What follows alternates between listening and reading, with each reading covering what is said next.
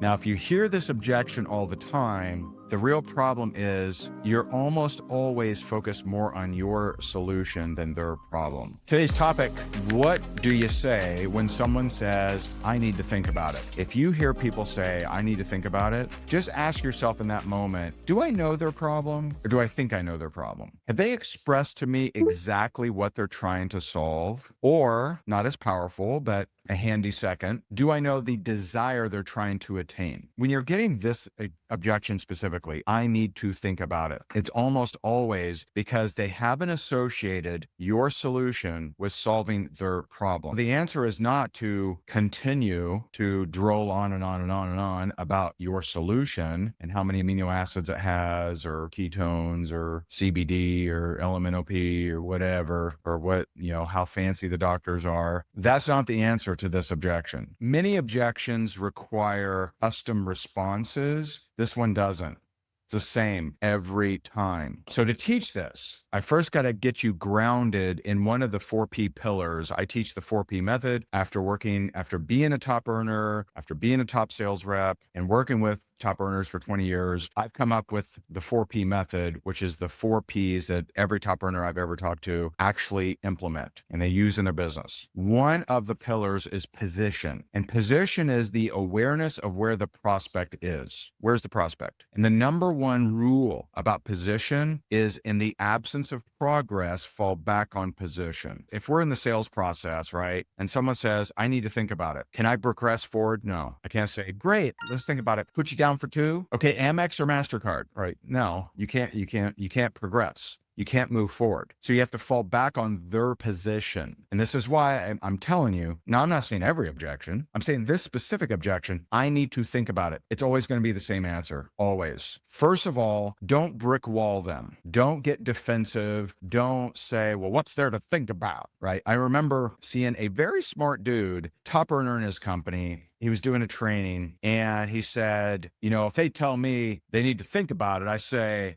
what's to think about? Making money, saving on travel, or helping the kids? Okay, that may sound good for your ego, but it ain't ever gonna close sales. No one's gonna be like, oh, you're right, let's just do it. Like, no one's gonna be guilted or pushed or shamed into buying your thing or joining your thing or whatever. If someone says, I need to think about it, you never combat what they just expressed. Don't do that. Okay. This should be more like judo, right? Judo, if the opponent rushes you, you don't, stop them, then punch them. You take their energy and you just kind of flow with them. Okay. Now, first of all, and this is what's beautiful about this objection, no one's going to say, I need to think about it in position zero. So they will always be at a higher position than position zero when they say, I need to think about it. So position zero is, I have no idea. I don't know if they're interested. I don't know if they're open. I don't know if they're looking for anything. So if you reach out to someone and say, hey, I represent a company that helps people lose weight. Is that something you're looking to do? Let me think about it. That's not going to be the response. They might say, nah, not interested. Different response, right? That's not, I need to think about it. So someone who is further along in position will tell you, I need to think about it. They're not at position zero. No one's going to say that. So they're at,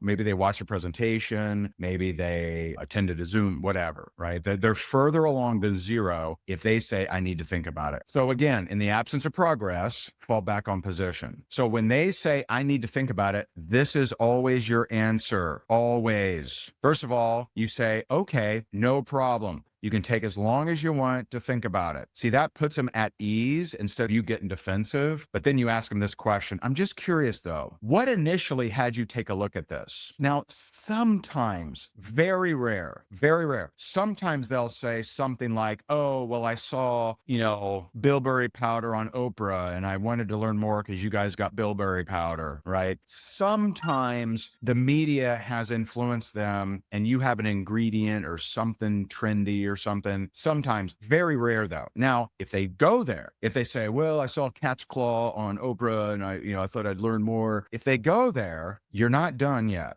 You need to say, okay, got it. What were you hoping cat's claw would do for you? What were you hoping bilberry would do for you? What were you hoping acai would do for you? What were you hoping hydrogen water would do for you? What were you hoping fill in the blank would do for you? Because you still need to get to the problem. You need to get away from your solution, as weird as that sounds. You need to divert energy energy from you talking about the solution, which is what leads to, I need to think about it. And you need to divert energy toward their problem or their desire. So if they say, I need to think about it, you say, okay, no problem. Take your time. I'm just curious. So what initially had you take a look at this? What were you looking for? Small time, they'll say, oh, I saw this ingredient on Dr. Oz and you guys have it. And you say, okay, cool. What were you hoping that ingredient would do for you? Now, most of the time, they're not going to point back to your solution and say they saw it on Dr. Oz or, whatever, Gary Brecka or whatever. Instead, they're going to say, well, I was hoping it helped me lose weight. Now, resist the urge at that point to say, oh yeah, it definitely helps you lose weight. And we got so many people losing weight. It's just amazing. You instead need to ask the question, why? Why? Why do you want to lose weight? Well, my doctor said I need to lose weight or I'm at risk of a heart attack. Okay, then is losing weight optional or something you need to do? You're not going to say optional, even though in their head right now it is optional. They're going to answer you, oh, I need to do it. You see what I mean? So the point, when you get, I need to think about it, you have to ask the questions to get to their problem, then solidify in their own mind that problem is something they need to solve. So you can ask questions like, well, is that optional or is that something you need to do? Well, if you don't do this, what's your plan on figuring it out? Your mission as someone who believes in their product, service, or opportunity is to expand the problem of the prospect so much so that it just makes sense for them to move forward. They're going to love the one they're with. They're going to feel heard and listened to. And hopefully you believe in your product, service, or opportunity. And if you do, they're going to buy. And I just did a video in my stories. I